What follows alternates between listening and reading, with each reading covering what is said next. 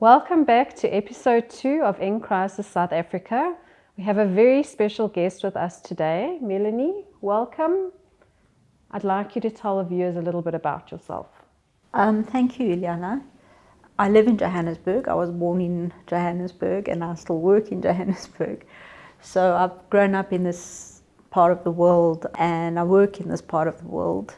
My career kind of started in psychology, and then I branched into psychometric assessment. And what does that involve, Melany? So psychometric assessment is basically when you assess a client. I'll give you an example of what most of the work that I do is. I focus on learners who struggle with learning. So you can go back as far back as grade 1, and you can actually do screenings. For example, even in grade R, you can do screenings as to whether a grade R child is ready to go to grade 1. Mm-hmm.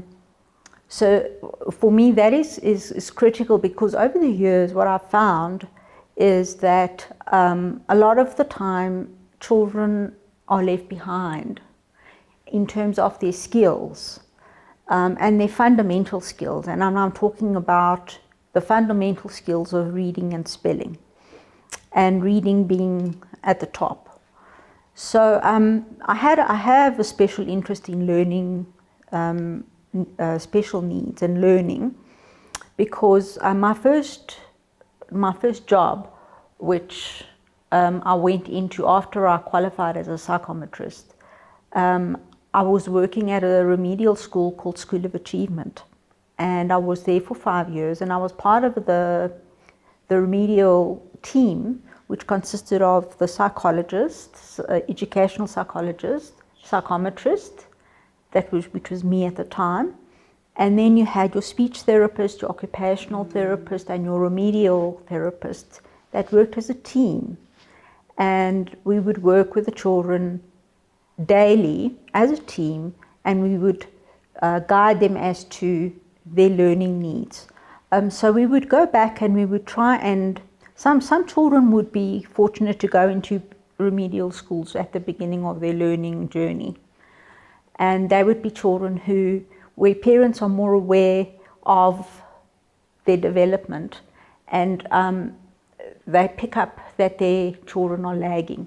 A lot of the time, it's not your first child that you notice is the issue, but when you have a second child, and your second child is the one that's got the issue, parents kind of notice when there's a lag. So there's a delay, and then parents become aware of it, and they know that my child isn't speaking yet, and I think they should be. You know, there's like an instinct. It can be even delays. For instance, a lot of children who don't crawl as babies, they develop problems later on in terms of their muscle, their strength in their body. They don't develop the actual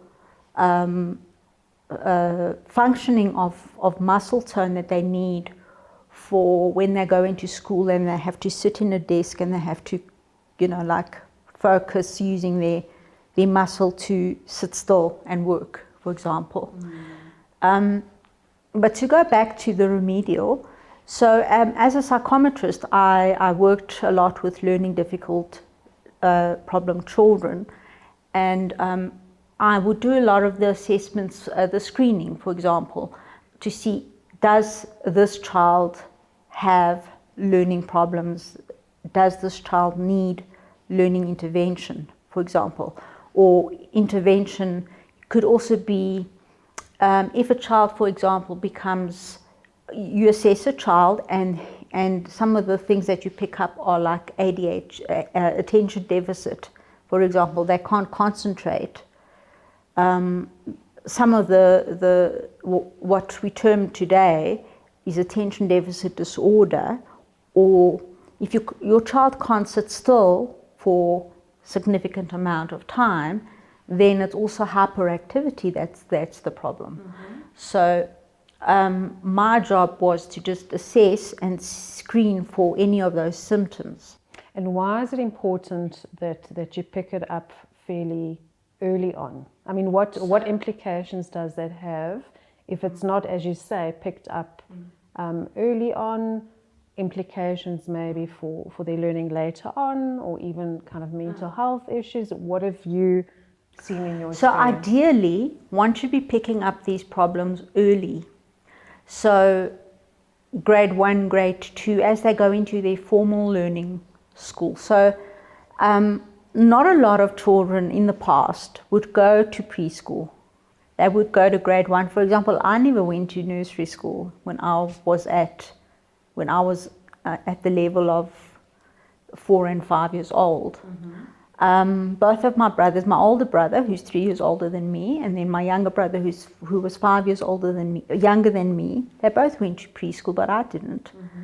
And I noticed also that was a significant factor as well. If a child hadn't been to preschool and they were put into grade 1 immediately after the age of, at that time, I think you had to be, the year you turned 6 years old, I think was the year, I can't even remember if that was the rule. I think now the rule is that the year you turn 6 years old, you have to be enrolled in grade 1.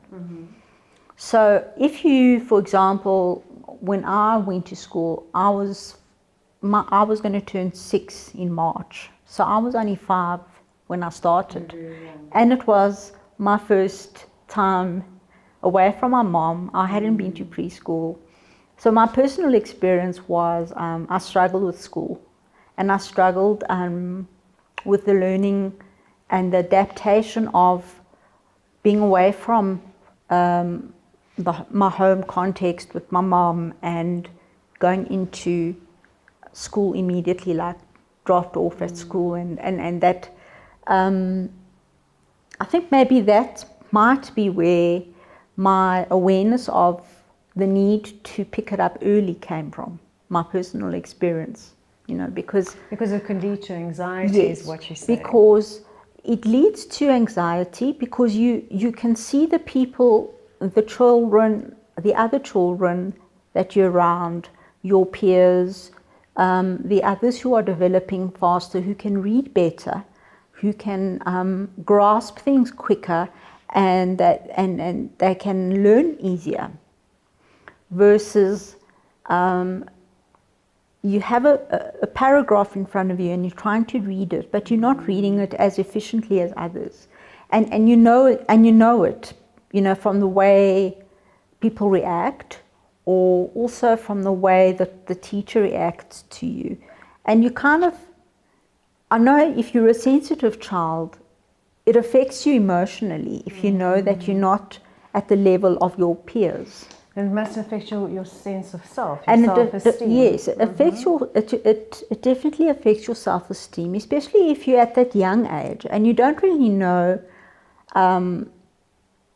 that it's affecting you, but it is, and you don't know how to deal with it. Like if you were older and if you were more aware of the reason why you can't read like your peers, you could perhaps talk to your parents and explain, and then something could be done.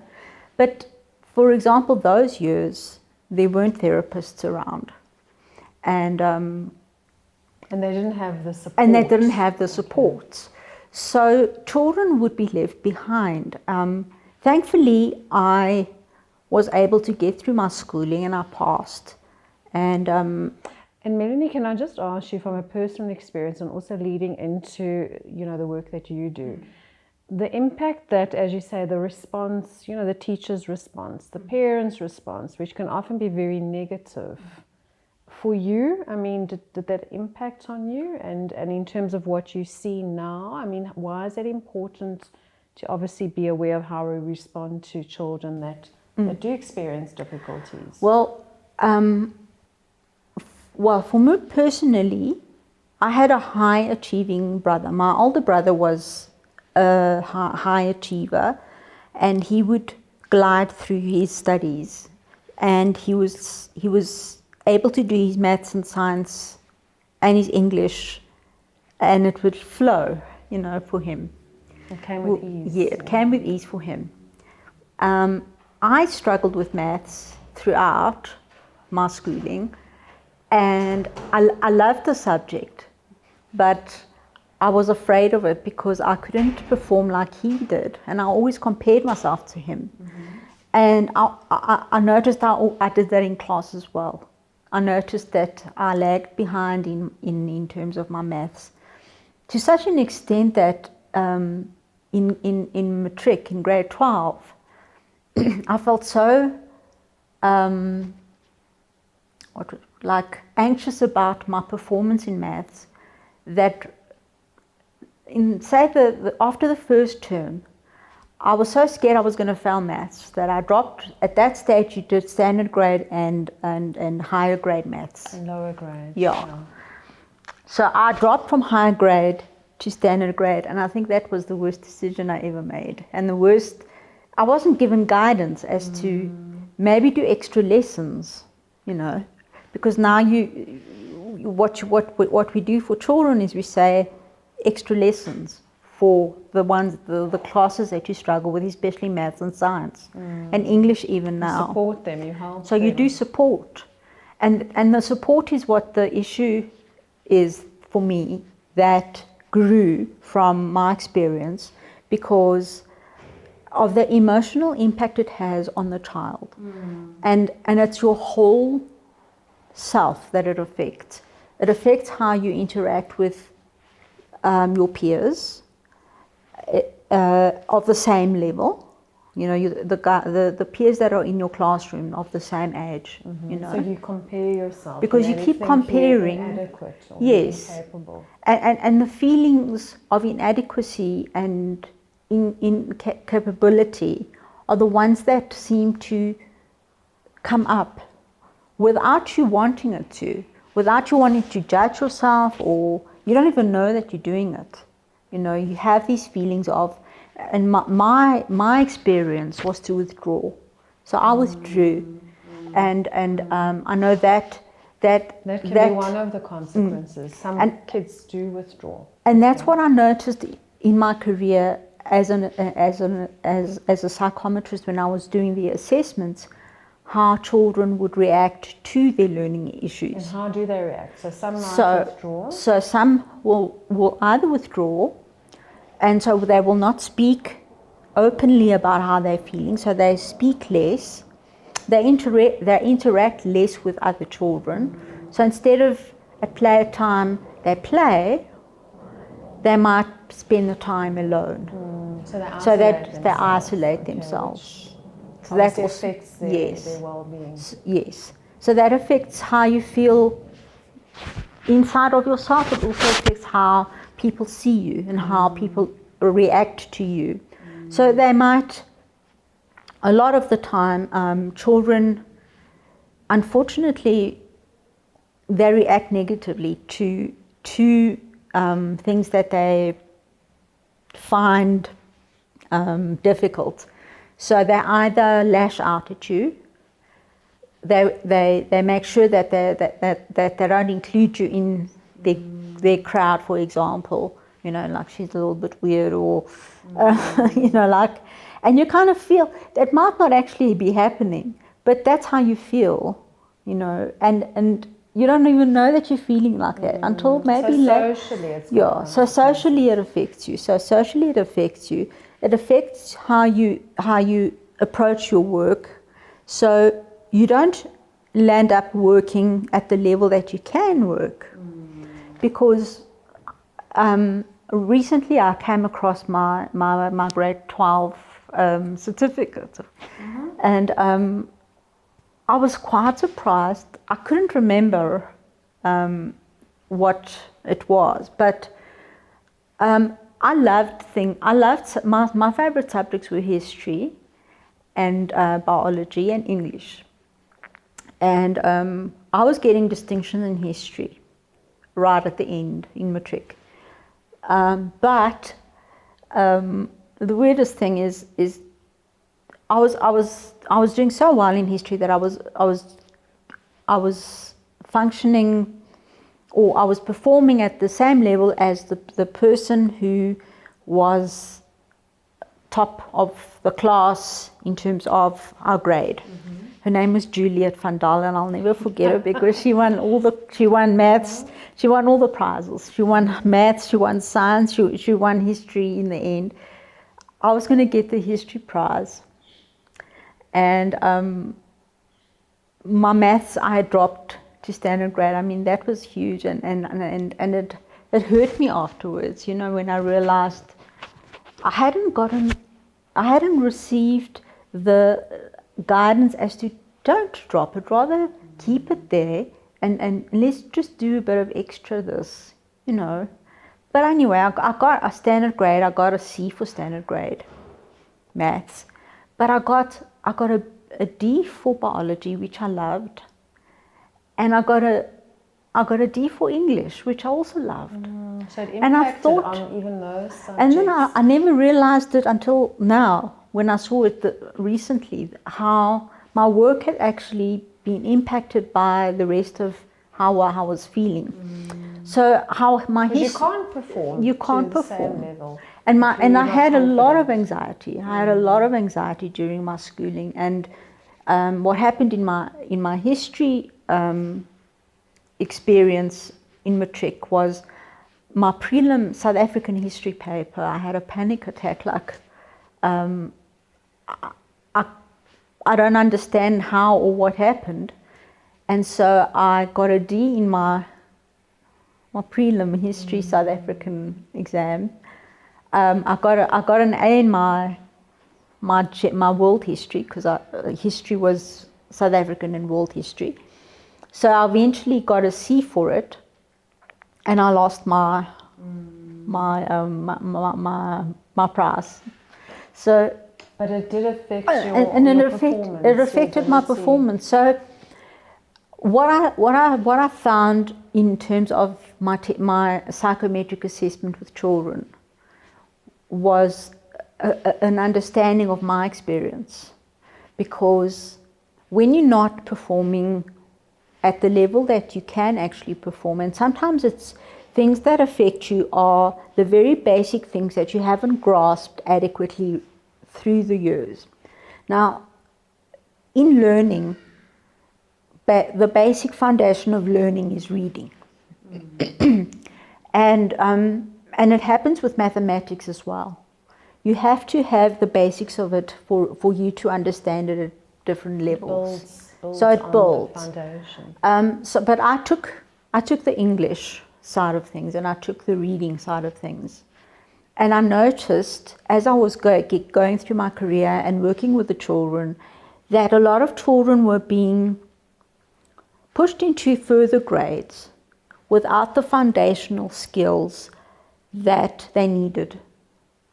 So they weren't necessarily reading at the level that they should have been reading, but they would go into grade 2, okay? And then they would have to grasp all of that work on a level that they're at this lower level, but they have to be there, okay?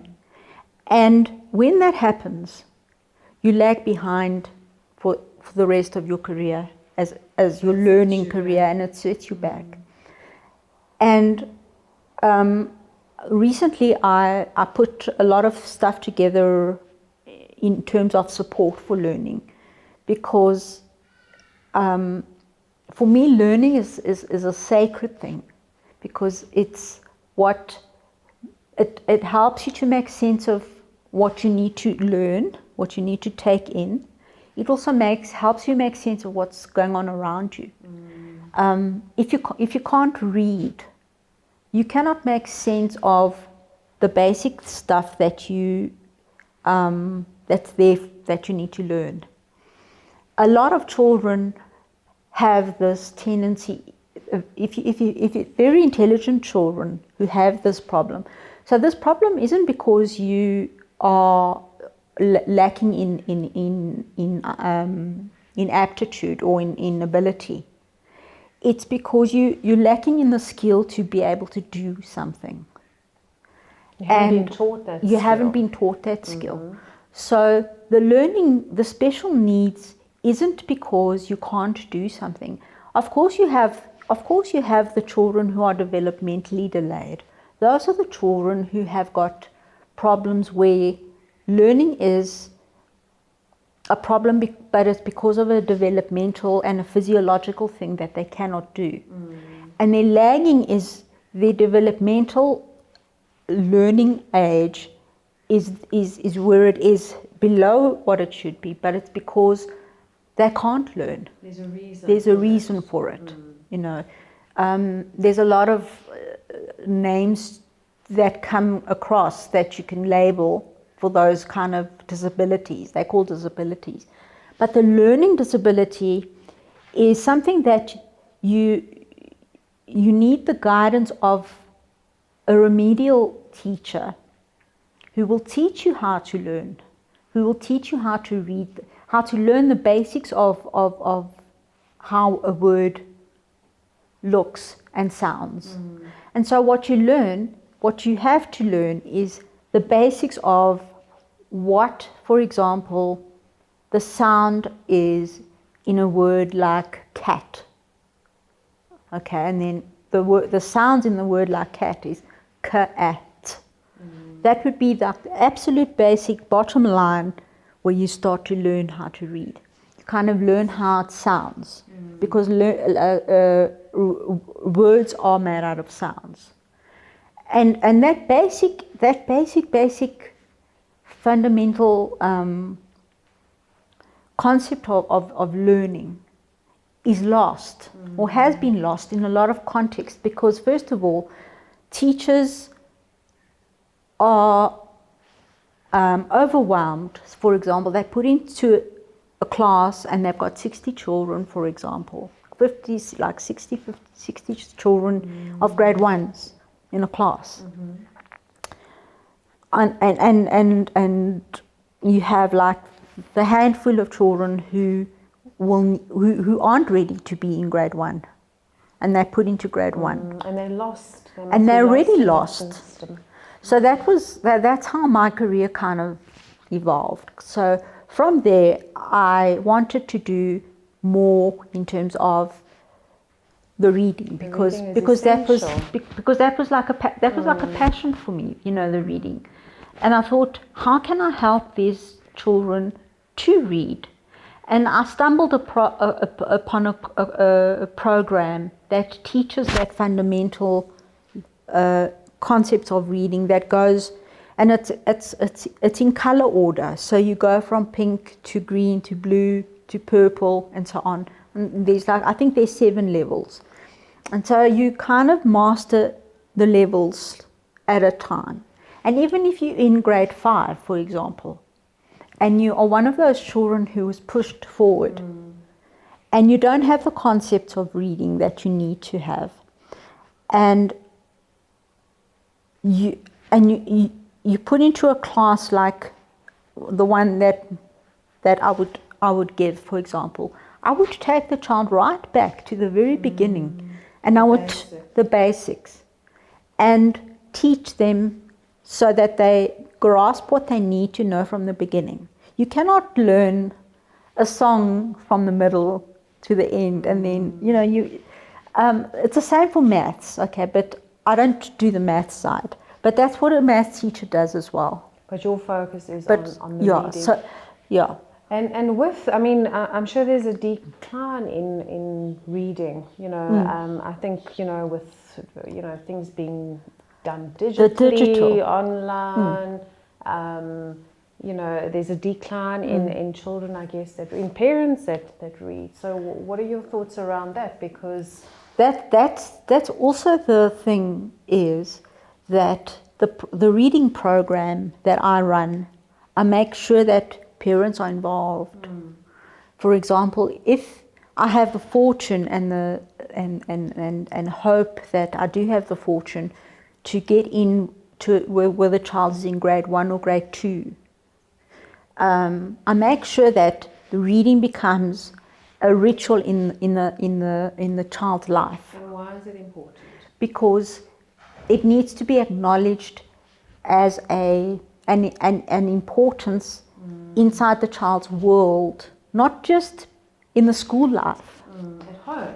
but also at home. Because once you acknowledge it as how important it is to be able to read this book, and you do it with your mom and your dad, and say you spend. So one of my recommendations would be that mom and dad spend at least half an hour or 20 minutes a day reading with the child, and where they alternate. For example, the parent will read, and then the child will read, and they read it as a kindred group, like.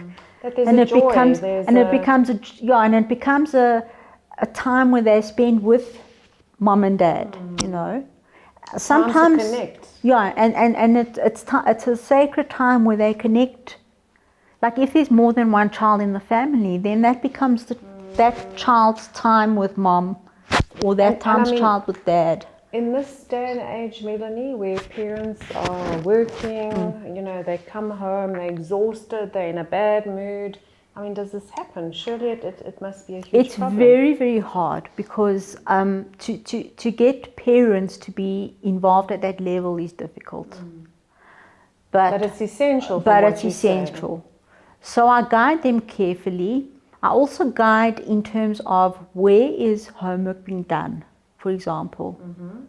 So I will actually go into the space, and I will ask to be allowed, obviously, to go into the space to see what's the learning environment like. So I will look. I mean, does the child have a special place where they can actually sit down and work? Because it has to be called my learning space, my homework space. It can't just be a random on the carpet in front of the TV with a brother and sister in the background, So for me, learning becomes, you've got to focus on learning as learning. So there's got to be a learning space, yeah. So there's also the learning space that goes with the learning to read. So my learning guidance is more than just learning to read. It's also learning to learn. Yeah. And would you recommend, I mean, as you say, it's a formal space, it's quite structured, but would you recommend for the reading, maybe to have a little bit more relaxed, that they could maybe sit on the couch and read, or yes, that it isn't always kind of associated perhaps with a... Yes, and I would recommend favorite books, and also I would recommend books that have pictures together with words. That they're not books that just are words, because children flourish with visuals and with color and with so books. And I know that what I love about now in terms of books and authors is that they're writing books that are like that now, that they're making reading more pleasurable, because they are visual and they're graphic, and children love that. And so I recommend having books like that, and also there's books that are interactive. So bringing the fun back into reading. And making it a fun thing, making reading fun. And what about going to the library? Going to the library. Also, even with mom, for example, on a shopping spree, you do games like you go to the grocery store. How many things can you find that start with the letter S, for example? Or even on holiday, like you're driving, how many names of cars can you find that are yellow, for example? Or you kind of do word games like that, and like things like Scrabble, but at a children's level. So you bring in reading at a level that becomes, it's not a formal thing. It's not just reading, it's like interacting with the world. you know. And Melanie, can I ask you, I think it's crucial for parents that do have children that struggle. How should the parents relate to the child? Because I'm sure a lot of parents might get frustrated. You know, they might, not be patient. They might, tell the child to try harder or be a bit harsh. What damage does that do? And what would you encourage parents then, how should they interact with their children? A child that is struggling, perhaps, that is a little bit more demanding, because I'm sure that must impact on the child's self-esteem too. What I've become aware of lately is that a lot of schools have become aware of this problem, and they've brought teams into their schools that are there for exactly this. So I'll give an example of a school that I just recently visited, called Crawford International, which is a primary school that's in Bedfordview, and they have brought a learning support team on board.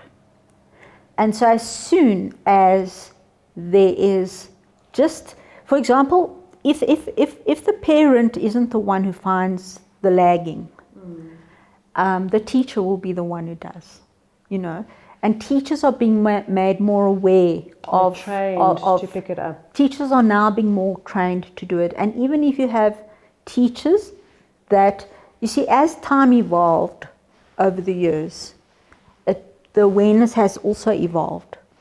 So now even we can say that teachers are more aware when children are lagging. They see the red flags.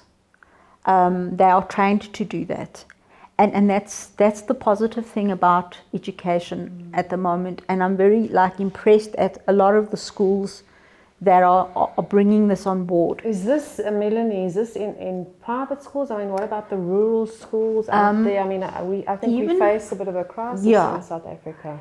And maybe they don't have these wonderful teams. Yes, the awareness needs to be broadened into the rural schools. There are some rural schools that have got the awareness, and they have got people. For example, the course that I was referring to about the learning to read is called phonographics, and it's developed by a company called Read for Africa. And Read for Africa is a subgroup from Read for America.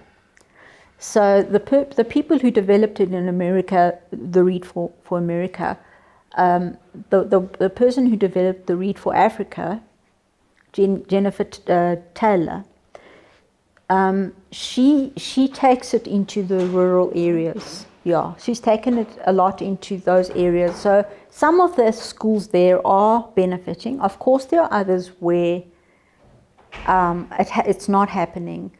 I worked in after School of Achievement. I worked at various different places after that. But another major job that I had was at a company called Sabono Discovery Center.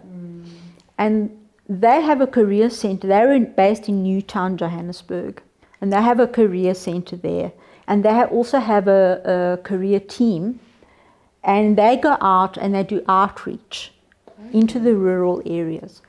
But the thing with that job also, what I became aware of when I worked there, I also worked there as a psychometrist, so I would also work with the testing of children.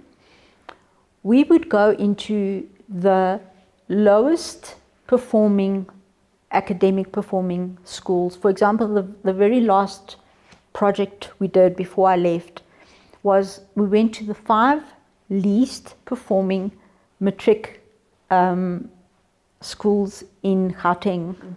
And they were all based in Soshanguve, places outside of Pretoria, those areas. And we did career guidance. I mean, but by then, if your learning has been horrible and your matric is horrible, you need guidance as to what to do with what you have, and how are you going to perform as an adult in terms of work. So we would go and we would do career guidance basically in those kind of schools. So there are drips and drabs of companies and people who are picking up that there's a need. But the earliest intervention helps you. Absolutely. To kind of if you pick up that your child is lagging, reach out to the GP, reach out to the teacher, reach out to the principal of your class, of your school, or child's school, because that's where the education is happening. They should be able to guide you as to what support your child needs. And they should be able to guide you into, say, remedial English or remedial maths or remedial or study skills even. Maybe the child just needs to be able to study better to perform better. So the thing is picking it up as early as possible, bringing the intervention as quick as possible. But if you don't know and if you're not sure, just go to the teacher and then to the principal or to the principal, and they should be able to guide you as to educational psychologist, remedial, whatever, like if it's like a really serious hyperactive, cannot sit still, it might need neurological evaluation to see, is there a physiological thing happening in the brain where the child needs something to calm them down, and a neurologist will be able to recommend medical intervention to calm the brain so that it can learn. All right. So basically, in a nutshell, okay, what you're saying is that the earliest we get the intervention, the better. Absolutely. Reach out, speak to teachers. There is help. There is hope that it can be remedied. Also pick up on any anxiety that your child might show. A child that, as you say, becomes withdrawn, a child that externalizes perhaps, who kind of, outwardly shows. Yeah, a lot of the time, the other thing I didn't mention, the other behavior that often happens is anger and lashing out. So suddenly, if you find your child suddenly isn't themselves, they're like angry, or they're acting out, or they frustrated, frustration, aggravation, aggression, and if that isn't your child and they're showing those behaviors, then there's a problem. Yeah, that's for you. That's a red flag for a parent. And also parents, we need to be patient. We need to sit with our children. Let's read. Let's fill our shelves with books and not ornaments, and bring the joy back in, and try to interact with our kids and to speak to them with kindness, because I think often, we can be frustrated. The child will pick that up. It must impact on their sense of self. So to just be encouraging, to bring back the love of learning. So thank you, Melany. This has really been very impactful and wonderful to know that we can provide these interventions very early on. And that's the wonderful thing of working with kids, is that hopefully when we deal with it in childhood, we then don't take it to adulthood, that we can actually prevent a lot of the negative that often we see in adulthood, where we can still offer help. Absolutely. But it's obviously more difficult and more entrenched. So thanks, Melany. We really appreciate all your efforts and the support that you're giving to children, and that you're making a difference in their lives. Okay, so please just share, like, subscribe, and thanks again.